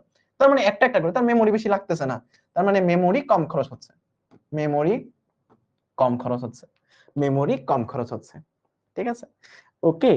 আচ্ছা, জিমও একজন মেয়ে, আচ্ছা প্যারা নেই। ঠিক আছে, তাহলে দুইজন মেয়ের এক্সাম্পল নিছি, পরবর্তী এক্সাম্পলে দুজন ছেলে নিব, তাইলে হিসাব বরাবর। সো এই তিনটা এক্সাম্পল বুঝছো? তার মানে কম্পাইলার পুরো প্রোগ্রামটা একসাথে অনুবাদ করে, যে কারণে কি হয়, তার সময় কম লাগে এবং তার মেমোরিও বেশি লাগে, যেহেতু পুরোটা একসাথে করতেছে। আর ইন্টারপ্রেটার এক লাইন এক লাইন, এই যে প্রথমে এক লাইন অনুবাদ করলো, তারপর আরেক লাইন, তার মানে তার সময় বেশি লাগতেছে, তার সময় বেশি লাগতেছে, কিন্তু মেমোরিটা কম খরচ হচ্ছে। এই জায়গাতে হচ্ছে একটা ব্যালেন্স হয়ে যাচ্ছে জিনিসটা। ওকে, এরপর আরেকটা জিনিস বলো। ধরো খাবার আনতে যে জিম করলো ভুল, মনে করো যে বার্গার আনতে যে সে স্যান্ডউইচ নিয়ে চলে আসলো, তার মানে তার সবগুলা ভুল কি যাকে দিচ্ছে সে একসাথে দিবে না বলতো? মানে একসাথে বলবে না যে এটা এটা এটা ভুল হয়েছে। তার মানে যখন তুমি সবগুলা অর্ডার একসাথে ডেলিভার করছো, তখনই তো কাস্টমার বলবে যে এটা এটা এটা ভুল। তার মানে ভুলগুলাও সে একসাথে দেখায়, তাই না? যেহেতু পুরোটা একসাথে করতেছে, ভুলগুলো একসাথে দেখাবে, ভুলগুলো একসাথে দেখাবে, তাই না? ভুলগুলো ভুলগুলো একসাথে দেখায়, একসাথে দেখায়, এগুলা নোট করার দরকার নেই, ভুলগুলা একসাথে দেখায়। আর জয়া তো একটা একটা করে আনতেছে, সো একটা যখন হইছে, মানে একটা যখন ভুল হইছে, কাস্টমার সাথে সাথেই বলবে যে এটা কি আনছো ভাই খাবার। তার মানে ভুলগুলা একটা একটা করে দেখাবে, তাই না? একটা একটা করে ভুলগুলা দেখাবে, একটা করে ভুলগুলা দেখাবে। এখন আমাকে বলো তো, ভুল ঠিক করা মানে ভুলটা তো ঠিক করতে হবে। আচ্ছা, বুঝো নাই? আচ্ছা আবার বলো, আবার বলতেছি। মনে করো তুমি খাবার আনতে, পিৎজা আনতে যায় বার্গার নিয়ে আসছো, বা বার্গার আনতে যায় তুমি স্যান্ডউইচ নিয়ে আসছো, মানে খাবার আনতে ভুল করছো বা অনুবাদ করতে ভুল করছো। তুমি যেহেতু একসাথেই সবটা অনুবাদ করতেছো, সবগুলা ভুল একসাথেই বলবে তোমাকে বা একসাথেই তুমি দেখাবা। আর যেহেতু লাইন বাই লাইন করতেছো, এক লাইন এক লাইন করে, তুমি আসলে একটা একটা করে দেখাবা ভুলগুলা, যে এই লাইনটা আমি চেক করতে যাই দেখলাম এই লাইনে একটা ভুল আছে, তারপর এই লাইনে চেক করতে যাই দেখলাম এই লাইনে একটা ভুল আছে। তার মানে এক লাইন এক লাইন করে তোমাকে ভুলটা দেখাবে। ওকে, বুঝছো? এখন বলো, দুইটার ক্ষেত্রে তো ভুলটা দেখাচ্ছে, কোনটা সমাধান করা সহজ হবে? একটু কমন সেন্স দিয়া বলো, কোনটা সমাধান করা সহজ হবে? কোনটা সমাধান করা সহজ হবে? সমাধান করা সহজ হবে হচ্ছে ফার্স্ট এরটা না, সমাধান করা সহজ হবে জয়ারটা, যেখানে একটা একটা করে ভুল দেখাচ্ছে। কারণটা কি? কারণ একটা করে যখন ভুল দেখাচ্ছে, তুমি ডেডিকেটেডলি ওইটা ঠিক করতে পারো, ডেডিকেটেডলি ওটা ঠিক করতে পারো। বাট একসাথে যখন মনে করো যে তুমি 10টা জিনিস আনছো, এর মধ্যে 6টাই ভুল, ওই 6টা আনলে আবার ওই 3টা ভুল থাকবে, ওই 3টা আনলে ওটার মধ্যে আবার একটা ভুল থাকবে। তার মানে তুমি যে একটা একটা করে ঠিক করতেছো, ওইটা তোমার জন্য বেশি ইফেক্টিভ, তোমার ওই জায়গাতে ভুলগুলা সহজে ডিবাগ করা যায় বা ভুলগুলা সহজে ঠিক করা যায়, বা ভুল কারেকশন কারেকশন করা সহজ। ওকে, ভুল কারেকশন করা কি বলতো? ভুল কারেকশন করা সহজ। ওকে, এই স্মার্ট বোর্ডের কলমটা কেমন জানি, লেখা কেমন জানি হয়ে যাচ্ছে। আর এখানে ভুল কারেকশন করা কঠিন, কারণ একসাথে যদি মাথার উপর তোমাকে আমি বলি যে 100 ভুল, ওই 100 ভুল ঠিক করতে যায় তোমার আর মাথা খারাপ হয়ে যাবে। তার মানে এখানে ভুল সমস্যা মানে ঠিক করাটা কঠিন। ঠিক আছে, বুঝছো? তাহলে এখন একটু চিন্তা করো তো, পরীক্ষা হলে এই পার্থক্যগুলো নিজে থেকে লিখতে হবে, মানে নিজে থেকে লিখতে পারবা না, কোনো মুখস্থ করতে হবে? করতে হবে না, তুমি জাস্ট ডেফিনেশনটা মনে রাখবা আর পুরো এই কাহিনীটা মনে রাখবা, যে কম্পাইলার একসাথে পুরো প্রোগ্রামটা অনুবাদ করে দেয়। একসাথে করতে হলে তার সময় কম লাগে, যেহেতু একসাথে পুরোটা করতেছে, একসাথে পুরোটা করতেছে সময় কম লাগে। বাট একটা খারাপ দিক আছে, তার মেমোরি বেশিতে মুখস্থ করতে হয়, মানে তার বেশি মনে রাখতে হয়, পুরোটা যেহেতু একসাথে করতেছে একটা লোড বেড়ে যায়, মেমোরিতে বেশি চাপ পড়ে যায়, মেমোরি বেশি প্রয়োজন হয়। সবগুলা ভুল সে একসাথেই দেখাবে এবং ভুলগুলার কারেকশন করা কঠিন, যেহেতু সবগুলো একসাথে দেখাচ্ছে, এলোমেলো হয়ে যাবে আমার জন্য। আর ইন্টারপ্রেটার কি করে, এক লাইন করে অনুবাদ করে। এর ফলে সুবিধাটা কি, সুবিধাটা হচ্ছে মেমোরিতে চাপ কম করে, মেমোরি লাগেই না, মনে রাখতে হয় না তেমন কিছু, বাট তার সময় বেশি লাগে যেহেতু এক লাইন করে আনতেছে। তারপর একটা করে ভুলগুলা দেখায়, একটা করে ভুলগুলা দেখালে কারেকশন করা সহজ। এই পার্থক্যগুলাই এখন ফরমালি যেভাবে পরীক্ষায় লাগবে ওটা এখানে লেখা আছে। সো খুবই সহজ জিনিস। দেখো কম্পাইলার কি করে, কম্পাইলার পুরো প্রোগ্রামটাকে একসাথে অনুবাদ করে, ইন্টারপ্রেটার এক লাইন করে। রান হতে কম সময় লাগে, কম্পাইলার একসাথে ভাই একসাথে খাবার আনতেছে, কম সময় লাগবে। আর এক লাইন করে লাইন তোমার বেশি সময় লাগবে। টেস্টিং ডিবাগিং ধীর গতিতে হয়, তার মানে তোমার যে ডিবাগিং করতেছো, ডিবাগিং জিনিসটা একটু পরে পড়বো, মানে ভুল ঠিক করা, মানে কারেকশনটাকে বলা হয় ডিবাগিং। তার মানে ডিবাগিংটা ধীর গতিতে হয়, কারণ সবগুলা ভুল একসাথে দেখায়, ভুল কারেকশনটা আসলে কঠিন। এখানে ডিবাগিংটা দ্রুত হয়, সব ভুল একসাথে তুলে ধরে, প্রতিটি লাইন মানে একটা করে ভুল ধরে। মেমোরিতে জায়গা বেশি নেয়, জায়গা কম লাগে। বলো পরীক্ষা হলে লিখতে পারবা কিনা, একদম ক্রিস্টাল ক্লিয়ার কিনা, মুখস্থর কথা বাদ দাও, মানে পরীক্ষা হলে কানে বাজবে কিনা আমাকে বল, কানে বাজবে? ইয়েস, সবার ইয়েস শুনতে চাই। পারবা? তার মানে পরীক্ষা হলে তুমি 2 নাম্বার পেয়ে গেছো, যে কোনো পরীক্ষায় এখন দাও। তার মানে আমরা কম্পাইলার পড়লাম, ইন্টারপ্রেটার পড়লাম। এখন পরীক্ষা হলে প্রশ্নটা কিভাবে আসে, এটা একটা বোর্ডের প্রশ্ন। ডিবাগিং মানে কি একটু পরে আসতেছে, ওই যে কারেকশন করা, ঠিক করাটাকে ডিবাগিং বলে, ওটা একটু পরে আসতেছি। পরীক্ষা হলে প্রশ্ন টাইপ গুলা দেখো, পরীক্ষা হলে মাঝে মধ্যে তোমাকে বলবে যে কম্পাইলার এবং ইন্টারপ্রেটারের পার্থক্য লেখো। যদি ডিরেক্ট পার্থক্যই চায়, তুমি কিন্তু অলরেডি পারো, তাই না? যদি তোমার কাছে পার্থক্য চায় যে কম্পাইলার ইন্টারপ্রেটারের পার্থক্য লেখো, ওকে, যদি 2 মার্কসের প্রশ্ন এমন আসে কম্পাইলার ইন্টারপ্রেটারের পার্থক্য লেখো। এখন যদি তোমাকে বলতে বলে যে কম্পাইলার আর ইন্টারপ্রেটারের মধ্যে কোনটা ভালো ব্যাখ্যা করো, তাইলে কি করবা? যদি বলে যে কম্পাইলার ইন্টারপ্রেটার থেকে ভালো ব্যাখ্যা করো, তাইলে এই প্রশ্নগুলো আসলে একটু কনফিউজিং। আমি তোমাকে একদম একদম তোমাকে ক্লিয়ার করে দিব, দেখবা যে পরীক্ষা হলে এগুলা নিয়ে কোনো কনফিউশন থাকবে না। ওকে, তুমি কোর জিনিসটা এখন জানো, কম্পাইলার কি করে, ইন্টারপ্রেটার কি করে। এখন তুমি এক্স্যাক্টলি বলতে পারবা না কে ভালো কে খারাপ, কারণ কিছু কনটেক্সটে কম্পাইলার ভালো, কিছু কনটেক্সটে ইন্টারপ্রেটার ভালো। ওকে, সো এই জায়গাতে দেখো ইন্টারপ্রেটারের তুলনায় কম্পাইলার সুবিধাজনক, এই একটা লাইন বলছে, ব্যাখ্যা করো। এটা একটা বোর্ডের প্রশ্ন। ইন্টারপ্রেটারের তুলনায় কম্পাইলার সুবিধাজনক ব্যাখ্যা করো। দেখো দুইটারই কিন্তু সুবিধা অসুবিধা আছে। যেমন কম্পাইলারের সুবিধা কি, সুবিধা হইলো সে সময় কম লাগে, তাই না? সময় কম লাগে, সবগুলা ভুল একসাথে দেখায়, পুরো প্রোগ্রামটাকে একসাথে অনুবাদ করে, এগুলো তার সুবিধার মধ্যে বলতে পারো। বাট অসুবিধাটা কি, অসুবিধাটা হচ্ছে মেমোরিতে জায়গা বেশি লাগে, তারপর ভুল ঠিক করাটা বা কারেকশন করাটা আবার কঠিন। তার মানে এগুলো তার অসুবিধা। ইন্টারপ্রেটারের সুবিধা অসুবিধা আছে। সুবিধা কি, তার এই যে টেস্টিংটা বা তোমার ঠিক করাটা, কারেকশনটা সহজে হয়, তারপর প্রধান মেমোরিতে জায়গা কম লাগে। সো এটা হচ্ছে তার সুবিধা। অসুবিধা কি, সময় বেশি লাগে। তার মানে কিছু কনটেক্সটে কম্পাইলার ভালো, কিছু কনটেক্সটে ইন্টারপ্রেটার ভালো। ঠিক আছে, এখন পরীক্ষা হলে আসলে দূরে চায়, কিছু প্রশ্নে চায় যে ইন্টারপ্রেটারের তুলনায় কম্পাইলার সুবিধাজনক। রাজশাহী বোর্ডে একটা প্রশ্ন আসছিল যে কম্পাইলারের তুলনায় ইন্টারপ্রেটার সুবিধাজনক ব্যাখ্যা করো। এখন তুমি পড়লা পেছে, ভাই এখন আমি কি করব? সমস্যা নেই, সবসময় যেভাবে স্রোত আসে ওইদিকেই নৌকা চালাও, কোনো সমস্যা নাই। যেদিকে স্রোত নৌকা ওইদিকে চালাবা। ওকে, যেদিকে স্রোত নৌকা ওইদিকে চালাবা। যদি খ নাম্বারে প্রশ্ন এইভাবে বলে যে কম্পাইলারের তুলনায় ইন্টারপ্রেটার সুবিধাজনক, তার মানে তোমাকে কাকে ভালো বানাইতে হবে, কম্পাইলারকে ভালো বানাইতে হবে। আর কাকে খারাপ বানাইতে হবে, ইন্টারপ্রেটার খারাপ বানাইতে হবে। বোঝার চেষ্টা করো, প্রশ্ন দুই রকমই আসতে পারে। প্রশ্নে বলতে পারে ইন্টারপ্রেটারের তুলনায় কম্পাইলার ভালো, অথবা আরেকটা আসতে পারে কম্পাইলারের তুলনায় ইন্টারপ্রেটার ভালো। দুইটাই কিন্তু চাইতে পারে, ব্যাখ্যা করতে পারে, তোমাকে ব্যাখ্যা করতে হবে। সো তারা যেটাকে প্রশ্নে ভালো বলবে, তারা যেটাকে প্রশ্নে ভালো বলবে, এখানে বলছে ইন্টারপ্রেটারের তুলনায় কম্পাইলার সুবিধাজনক, যারা ভালো বলবে তারাও তুমিও ভালো বলবা, তার ভালো গুণগুলা বলবা, আর যারা খারাপ বলবে তারা খারাপ গুণগুলা তুমি বলবা। সো যখন প্রশ্নটা এইটা যে ইন্টারপ্রেটারের তুলনায় কম্পাইলার সুবিধাজনক ব্যাখ্যা করো, তখন কম্পাইলারের ভালো দিকগুলা তুমি বলবা, যে পুরো প্রোগ্রামটাকে একসাথে অনুবাদ করে, সময় কম লাগে, সবগুলা বল একসাথে ধরে দেয়, কম্পাইলারের ভালো গুণগুলা তুমি বলবা। আর বলছে ইন্টারপ্রেটারের তুলনায় কম্পাইলার সুবিধাজনক, ইন্টারপ্রেটারের খারাপ গুণগুলা তখন তুমি বলবা, যে ইন্টারপ্রেটারে তোমার কি কি বলতো, মেমোরিতে তোমার হচ্ছে সময় বেশি লাগে, এটা ইন্টারপ্রেটারের একটা খারাপ দিক। তারপর এক লাইন করে ভুল ধরে, এটা একটা খারাপ দিক। তার মানে প্রশ্নে যেভাবে তোমাকে বলবে ঠিক একইভাবে উত্তর করবা। আর যদি বলে কোনটি ভালো, এই হচ্ছে প্রশ্ন, যদি বলে কোনটি ভালো, যে ভাইয়া কোনটা অ্যাকচুয়ালি ভালো, যদি বলে কোনটি ভালো, তখন তুমি ইন্টারপ্রেটারকে ভালো বলবা। ইন্টারপ্রেটারকে ভালো বলে এর ভালো গুণগুলা বলবা, কম্পাইলারের খারাপ গুণগুলা বলবা, তারপর বলবা কম্পাইলার থেকে ইন্টারপ্রেটার ভালো। বুঝছো? প্রশ্নে উল্লেখ থাকে যে কোনটা থেকে কোনটা ভালো ব্যাখ্যা করো, যে কম্পাইলার থেকে ইন্টারপ্রেটার ভালো ব্যাখ্যা করো, ব্যাখ্যা করো। যখন ব্যাখ্যা করতে বলবে তখন তুমি এই স্রোতেই গান গাবা। বুঝছো?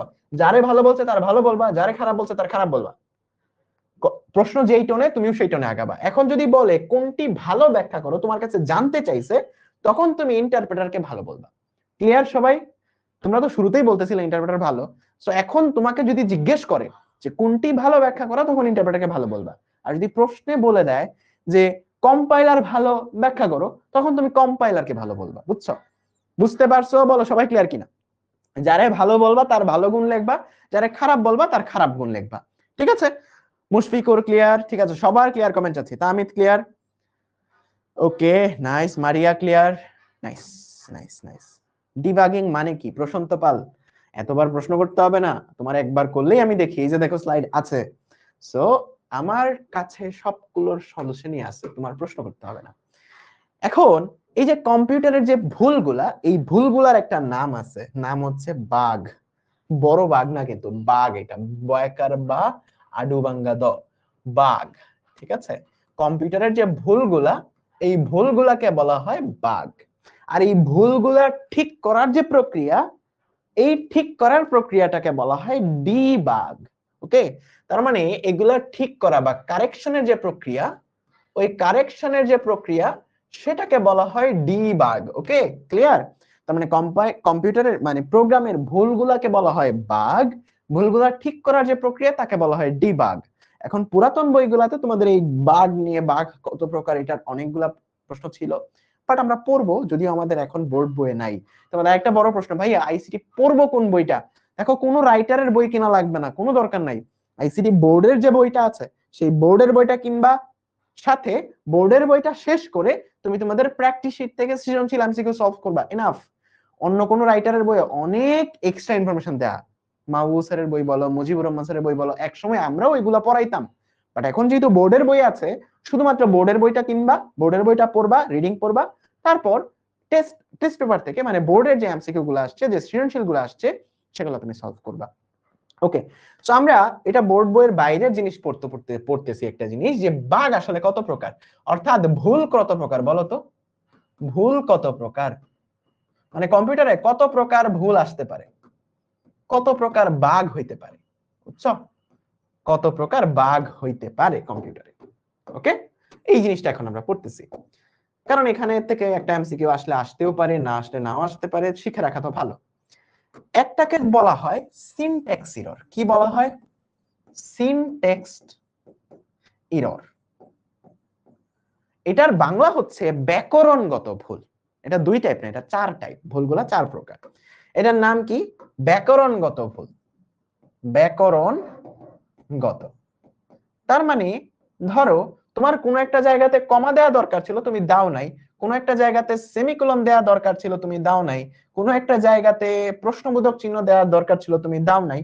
তার মানে তুমি ব্যাকরণে ভুল করছো, মানে ওই প্রোগ্রামটা লিখতে যেমনে হয় ওই ব্যাকরণে তুমি ভুল করছো। তার মানে সিনট্যাক্স এরর মানে হচ্ছে ব্যাকরণগত ভুল। তুমি যেই লাইনগুলাতে ভুল করছো, ধরো কমা দিতে মিস করছো, সেমিকোলন দিতে ভুল করছো, সো এগুলাকে ব্যাকরণগত ভুল। এই ব্যাকরণগত ভুলগুলো আমাদের কম্পাইলার দেখাইতে পারে, মানে আমাদের অনুবাদক প্রোগ্রাম দেখাইতে পারে। অনুবাদক প্রোগ্রামের ইংরেজি নাম কি? কম্পাইলার। অনুবাদক প্রোগ্রামের ইংরেজি নাম কি? কম্পাইলার। ওকে, সো এই জায়গাতে এগুলা কে দেখাইতে পারে বলতো? এগুলা আমাদের অনুবাদক প্রোগ্রাম আমাদের দেখাইতে পারে। অনুবাদক প্রোগ্রাম আমাদের এই জিনিসগুলা, ভুলগুলো ধরায় দিতে পারে, যে এনে ভুল আছে, এই লাইনে ভুল আছে, আরো কিছু ভুল আছে। এখানে আরেকটা ভুল হচ্ছে তোমার ডেটা এরর। কি এরর? ডেটা এরর, অর্থাৎ তুমি ডেটাই ভুল করছো। ধরো কোন জায়গাতে 9.8 দিয়ে গুণ করার কথা, তুমি গুণ করছো 10 দিয়ে, তাইলে বলো তো উত্তরটা কি একই আসবে, না উত্তরে ভুল আসবে? সো ডেটা এরর, এই ডেটা এরর গুলো আসলে খুঁজে পাওয়াটা একটু কঠিন, কারণ তুমি আসলে বুঝবা না যে আসলে কিসের জন্য ভুল হচ্ছে। সো এগুলো আসলে তোমার অনুবাদক প্রোগ্রাম ভুল দেখায় না। অনুবাদক প্রোগ্রাম শুধুমাত্র সিনট্যাক্স এররের ভুলগুলাই দেখায়। এই ডেটা এররের ভুল দেখাবে না, কারণ তুমি তো সবকিছু গ্রামাটিক্যালি ঠিকই লেখছো, হয়তো 9 এর জায়গায় 10 লেখছো।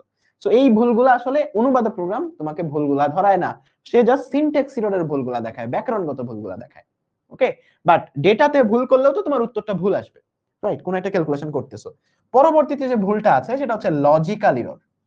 লজিক্যাল এরর, ওকে, কোন জায়গায় কন্ডিশন দেওয়ার কথা ছিল এরকম যে যদি ডেটা নাকি ডেটা ডাটা যেটাই হোক, এখানে এ এটা ই না। সো কোন একটা জায়গাতে তোমাকে যদি বলে যে তোমার বয়স 18 থেকে বেশি হইলে তুমি বিয়ে করতে পারবা, তার মানে এজ গ্রেটার দেন 18 যদি হয় তাইলে বিয়ে করতে পারবা। এখন তুমি যদি ওই গ্রেটার দেন এর জায়গাতে লেস দেন দিয়ে দাও, লজিকে ভুল করো, তাইলে কি কাহিনীটা ভিন্ন হবে না? যে এইজটা 18 থেকে কম হইলে এখন বিয়ে করতে পারবা, জিনিসটা পুরাই উল্টে গেছে না? তার মানে লজিক্যাল এরর হচ্ছে এই রকমের এরর যেগুলাতে তুমি লজিকে ভুল করছো, যে এইটা থেকে বড় হইলে আমি এই কাজ করব, এখন বড় হইলে যে এই কাজ করবো ওই লজিকেই তুমি ভুল করছো, যে এখন ছোট হইলে এই কাজ করবা। ঠিক আছে?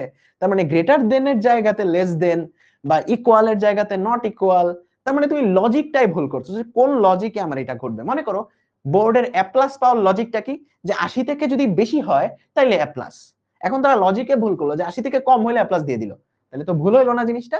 সো এগুলাকে বলা হয় লজিক্যাল এরর। এরপর এটা খুবই খুবই বাজে, মানে এটা খুবই বাজে, কারণ এটা ধরা যায় না, কারণ তোমার তো এই যে অনুবাদক প্রোগ্রাম এ তো এই ভুলটা দেখাবে না, বাট তোমার ম্যাসিভ একটা নষ্ট করে দেবে, অনেক সমস্যা করে দেবে, তাই না?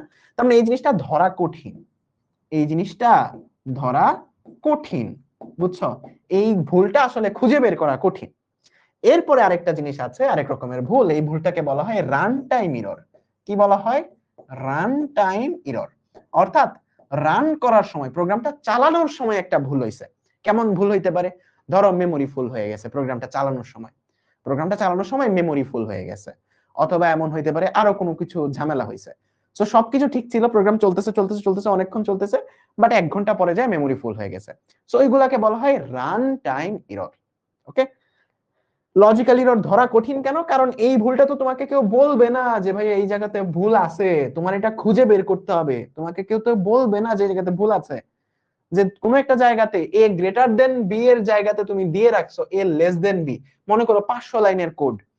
সো এটা খুঁজে বের করাটা তোমার জন্য টাফ না, যে কোন লজিকটাই, একটা প্রোগ্রামে হাজার হাজার লজিক থাকে, কোন লজিকটার ভুলের জন্য আমার উত্তরটা ঠিক আসতেছে না। সো এই লজিক্যাল ভুলটা খুঁজে বের করা কঠিন, কারণ তোমার প্রোগ্রাম ঠিকই চলতেছে, আউটপুট ঠিকই দেখতে পাচ্ছ, বাট আউটপুটটা ঠিক না। বলো ক্লিয়ার কিনা সবাই? এই ভুলগুলা সম্পর্কে সবাই ক্লিয়ার কিনা আমাকে বলো।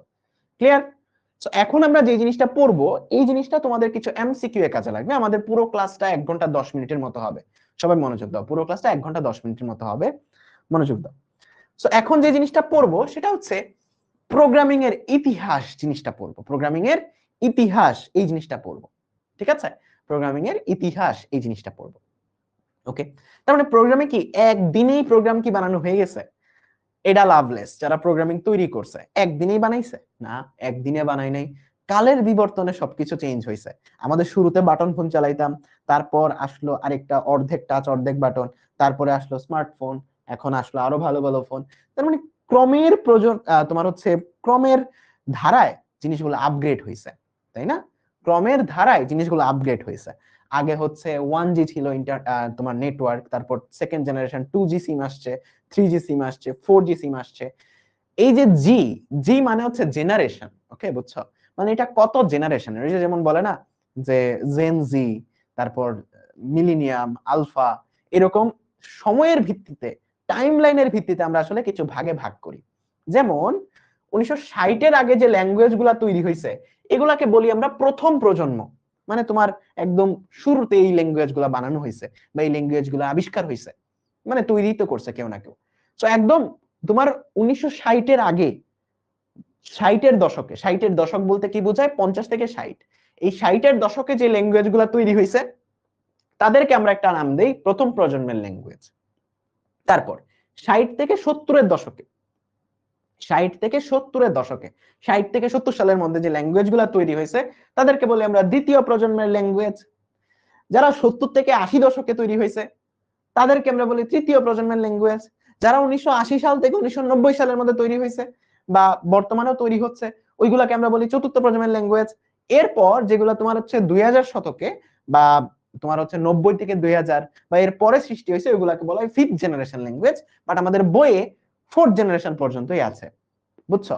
তার মানে সালের ভিত্তিতে কোনটা কবে আবিষ্কার হয়েছে এটার ভিত্তিতে আমাদের যে অনেক রকমের প্রোগ্রামিং ভাষা আছে ওইগুলাকে আমরা বিভিন্ন লেভেলে ভাগ করতে পারি। একটা হচ্ছে প্রথম জেনারেশন, দ্বিতীয় জেনারেশন, তৃতীয় জেনারেশন, চতুর্থ জেনারেশন, পঞ্চম জেনারেশন আছে, বাট আমাদের বোর্ড বই এটা নাই, সো আমাদের আউট অফ সিলেবাস। ঠিক আছে, এখন সালটা মনে রাখতে হবে। উত্তর হচ্ছে ভাই সালটা মনে রাখার দরকার নাই, সালটা মনে রাখার দরকার নাই, সালটা মনে রাখার কোনো দরকার নাই। যে প্রথম প্রজন্ম কত সালে, দ্বিতীয় প্রজন্ম কত সালে, তৃতীয় প্রজন্ম কত সালে, কোনো দরকার নেই। ওকে, সালটা দরকার নাই। তার মানে এই প্রথম প্রজন্ম, দ্বিতীয় প্রজন্ম এগুলা কিসের বেসিসে আমরা ভাগ করছি বলতো? এগুলা সালের বেসিসে, যে কত দশকে আমার ল্যাঙ্গুয়েজ গুলা সৃষ্টি হয়েছে, সালের বেসিসে আমরা এই ক্যাটাগরি গুলা করছি। এখন অনেক রকমের ভাষাই আছে। এখন বলতো শুরুতে যে ভাষাটা আবিষ্কার হয়েছে এটা কি ভাষা হওয়ার সম্ভাবনা বেশি? এটা মেশিন ভাষা হওয়ার সম্ভাবনাই বেশি, কারণ কম্পিউটার তো 0 আর 1 ছাড়া কিছু বুঝে না। কম্পিউটার তো 0 আর 1 ছাড়া কিছু বুঝে না। তাহলে একদম শুরুতে যে প্রোগ্রামটা লেখা হয়েছে, আজকে এই হাতুড়ি দিয়ে বাইরানো আমার পিছনে সারে না, এই স্টুডিওতে আসছি এখানেও কে বাইরাচ্ছে, বুঝছো? সো এই জায়গাতে কম্পিউটার তো 0 আর 1 ছাড়া কিছু বুঝে না। তাহলে শুরুতে যে ল্যাঙ্গুয়েজটা তৈরি হয়েছে, শুরুতে যে ল্যাঙ্গুয়েজটা বানাইছে অবশ্যই 0 আর 1 দিয়েই বানাইছে। বর্তমানে ফিফথ জেনারেশন চলতেছে, অবশ্যই সেটা 0 আর 1 দিয়েই বানাইছে। তার মানে একদম প্রথম যে ল্যাঙ্গুয়েজটা আবিষ্কার হয়েছে সেই ল্যাঙ্গুয়েজটা হচ্ছে মেশিন ভাষা, যেটা একদম তোমার প্রথম প্রজন্মের ল্যাঙ্গুয়েজ। ওকে, এরপর এটা থেকে আরেকটু আপডেট হইয়া যেই ল্যাঙ্গুয়েজটা আমরা বানাইছি ওই ল্যাঙ্গুয়েজটার নাম হচ্ছে অ্যাসেম্বলি ভাষা। ওকে, এটা সম্পর্কে আরো ডিটেইলসে পড়বো। এরপর পরের যে জেনারেশনটা এটাকে বলা হয় হাই লেভেল ল্যাঙ্গুয়েজ, এরপরের যে জেনারেশনটা এটাকে বলা হয় very high level language. So এই চারটা জিনিস মনে রাখতে হবে, যে প্রথম প্রজন্ম মেশিন ভাষা, দ্বিতীয় প্রজন্ম অ্যাসেম্বলি ভাষা, তৃতীয় প্রজন্মের উদাহরণ তুমি মনে রাখবা C, C plus plus, Python, Java, এই সবগুলো হচ্ছে তোমার কি তৃতীয় প্রজন্মে আবিষ্কার হয়েছে, তৃতীয় প্রজন্মের ভাষা। তারপর চতুর্থ প্রজন্মের একটা এক্সাম্পল মনে রাখতে হবে, এই এমসিকিউটা পরীক্ষায় আসবেই, যে চতুর্থ প্রজন্মের ভাষা কোনটা। চতুর্থ প্রজন্মের ভাষা হচ্ছে, মনে রাখবা, এসকিউএল নামে একটা ভাষা আছে, আর একটা হচ্ছে ম্যাথল্যাব, যেটা তোমরা ইঞ্জিনিয়ারিং এ অনেক ইউজ করবা, ইঞ্জিনিয়ারিং পড়লে আমরা অনেক ইউজ করছি। সো এই ভাষাগুলো হচ্ছে চতুর্থ প্রজন্মের ভাষা। সো এখান থেকে এমসিকিউ ছাড়া কিছুই আসে না, এখান থেকে এমসিকিউ ছাড়া কিছুই আসে না। সো কি এমসিকিউ মনে রাখতে হবে? প্রথম প্রজন্মের ভাষা কোনটা? মেশিন ভাষা। দ্বিতীয় প্রজন্মের ভাষা কোনটা? অ্যাসেম্বলি ভাষা। তৃতীয় প্রজন্মের ভাষা কোনটা? বাকি সবগুলা, C, C plus plus, Java, Python সবগুলা। আর চতুর্থ প্রজন্মের ভাষা কোনগুলা? এসকিউএল এবং ম্যাথল্যাব, এসকিউএল এবং ম্যাথল্যাব, এসকিউএল এবং ম্যাথল্যাব। ওকে, সো এগুলা বইয়ে যেরকম ভাবে আছে আমাদের ওই রকম ভাবেই এমসিকিউটা মনে রাখতে হবে। বলো, বুঝছো? ক্লিয়ার? ওকে, ক্লিয়ার সবাই? ডান। সো এক্সাম্পল গুলো মনে থাকবে? মনে থাকবে। এখন আমরা একটা একটা করে ডিটেইলসে পড়ব। সো আমরা সালের ভিত্তিতে প্রোগ্রামিং এর ভাষাগুলোকে কিছু ক্যাটাগরিতে ভাগ করছিলাম, যে প্রথম প্রজন্ম, দ্বিতীয় প্রজন্ম, তৃতীয় প্রজন্ম, এরকম সালের ভিত্তিতে ভাগ করছিলাম। এখন আরেকটা বেসমেন্টে আমরা ভাগ করব, সেটা হচ্ছে যন্ত্র নির্ভরতা। কিসের বেসিসে? যন্ত্র নির্ভরতা, যন্ত্র নির্ভরতা, নির্ভরতা। এই যন্ত্র নির্ভরতার উপর ভিত্তি করে আমরা এখন আরো কয়েকটা ভাগে ভাগ করব, যন্ত্র নির্ভরতার উপর ভিত্তি করে। ওকে, যন্ত্র নির্ভরতা কি একটু পরে আসতেছে, কোনো সমস্যা নেই। সো আমরা কয়েকটা ভাগে ভাগ করতেছি, নিম্ন স্তর, একদম তোমার হচ্ছে খুবই বাজে অবস্থা, নিম্ন স্তরের ভাষা, মধ্যম স্তরের ভাষা, উচ্চ স্তরের ভাষা। জাস্ট কয়েকটা নামে ভাগ করছি, নিম্ন স্তরের ভাষা, মধ্যম স্তরের ভাষা, উচ্চ স্তরের ভাষা, অতি উচ্চ স্তরের ভাষা। তাহলে অতি উচ্চ স্তরের ভাষা জানি কোন জেনারেশন ছিল, ওই টাইমের বেসিসে, টাইমের বেসিসে অতি উচ্চ স্তরের ভাষা ছিল হচ্ছে ফোর্থ জেনারেশন, মনে আছে? অতি উচ্চ স্তরের ভাষা ছিল ফোর্থ জেনারেশন ল্যাঙ্গুয়েজ টাইমের বেসিসে। আর উচ্চ স্তরের ভাষা জানি টাইমের বেসিসে কি জেনারেশন ছিল? থ্রি জেনারেশন, মানে থার্ড জেনারেশন ল্যাঙ্গুয়েজ। সো এই দুইটা জিনিস মনে রাখবা। আর এই জায়গাতে নিম্ন স্তরের ভাষা কোনগুলা? মেশিন ভাষা, অ্যাসেম্বলি ভাষা। তার মানে মেশিন ভাষা হচ্ছে প্রথম জেনারেশন ল্যাঙ্গুয়েজ ছিল, অ্যাসেম্বলি ভাষা হচ্ছে দ্বিতীয় জেনারেশন ল্যাঙ্গুয়েজ ছিল টাইমের বেসিসে। সো টাইমেরটাও আমি সাথে লিখে দিলাম, টাইমেরটাও আমি সাথে লিখে দিলাম। ওকে, টাইমেরটাও সাথে তোমাদের লিখে দিলাম। ওকে, নাইস। তার মানে নিম্ন স্তরের ভাষা আছে, মধ্যম শ্রেণীর ভাষা আছে, উচ্চ স্তরের ভাষা আছে, অতি উচ্চ স্তরের ভাষা আছে। এক্সাম্পল গুলা মাস্ট। নিম্ন স্তরের ভাষা কোনটা? মেশিন ভাষা এবং অ্যাসেম্বলি ভাষা, মানে প্রথম আর দ্বিতীয় দুই নাম্বার, প্রথম দুইটা জেনারেশনকে আমরা বলি নিম্ন স্তরের ভাষা, খুবই লো লেভেল ল্যাঙ্গুয়েজ, মানে ওগুলা খুবই বাজে, মানে একদম শুরুর দিকে বানানো হয়েছে। জিএল মানে জেনারেশন ল্যাঙ্গুয়েজ।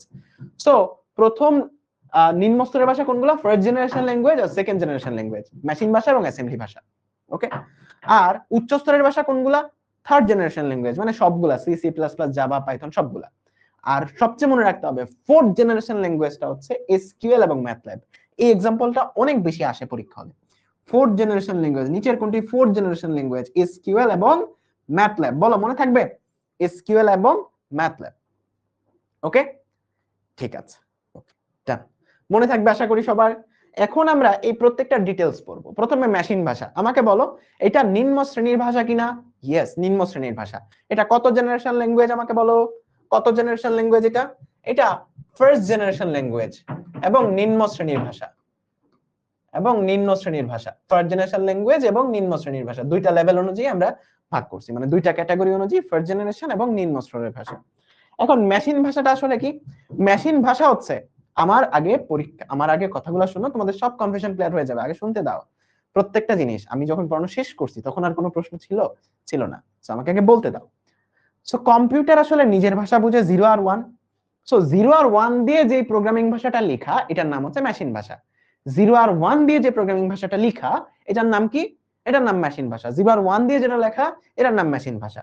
ওকে, এখন মেশিন ভাষার কিছু সুবিধা আছে এবং কিছু অসুবিধাও আছে। সুবিধাগুলা কি কি তোমাকে বলি। বলো তো, এই জায়গাতে কোনো অনুবাদক প্রোগ্রামের প্রয়োজন আছে? নাই তো। তুমি বলতেছো 0 আর 1, এসে বুঝেও 0 আর 1, কোনো অনুবাদক প্রোগ্রামের দরকার নাই। তার মানে এখানে সরাসরি যোগাযোগ হয়, সরাসরি তুমি কম্পিউটারের সাথে যোগাযোগ করতে পারবা। এগুলা পরে সুন্দর করে সাজানো আছে, সরাসরি যোগাযোগটা সম্ভব হয়, তাই না? বলতো, আমার আগে তুমি উত্তর করো। তাইলে কি বলতো, কম্পাইলার বা ইন্টারপ্রেটার বা অনুবাদক প্রোগ্রামের দরকার আছে? আমার আগে উত্তর করো, আমার আগে উত্তর করো সবাই। অনুবাদক প্রোগ্রামের দরকার আছে? অনুবাদক প্রোগ্রামের তাহলে কোনো দরকার নাই। তার মানে নো অনুবাদক প্রোগ্রাম। আমি যা সংক্ষেপে লিখতেছি, কারণ পরে সুন্দর করে সাজানো আছে। নো অনুবাদক প্রোগ্রাম, কোনো অনুবাদক প্রোগ্রামের দরকার নাই। অনুবাদক প্রোগ্রাম একটা মেমোরি ইউজ করে না? তোমার একটু আগে বলছি, ওই যে জয়া এবং জিম মেমোরি ইউজ করতেছিল।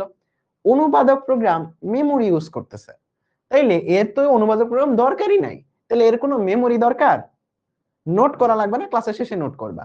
এর কোনো মেমোরিও দরকার হয় না। তার মানে মেমোরিতে খুবই অল্প জায়গা দখল করে, মেমোরির খুবই অল্প ইউজ করে।